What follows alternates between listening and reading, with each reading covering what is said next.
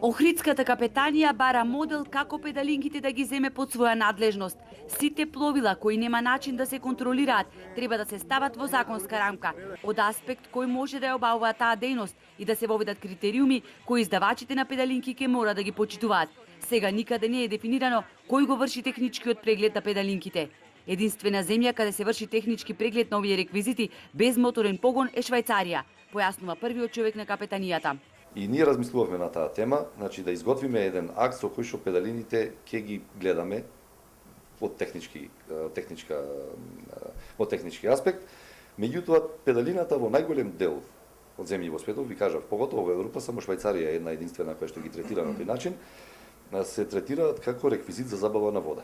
Односно, велосипед на улица. За велосипед на улица нема технички преглед. За поголема безбедност во користењето педалинки ќе мора да се изнајде начин, бидејќи сега од една страна никој не води грижа за исправноста на педалинките, а од друга нема кој да ги контролира и санкционира оние кои ги издаваат ваквите реквизити.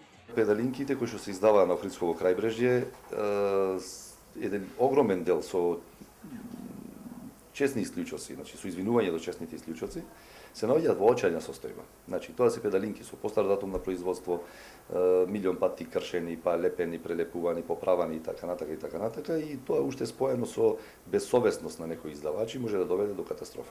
Стравувањата се обистинија. Токму поради ваквото безредие кое владее на Охридско-Струшкото крајбрежје, се удави младото момче од Куманово, кој од педалинка со која се возел со другарите, во еден момент се лизнал и паднал во вода.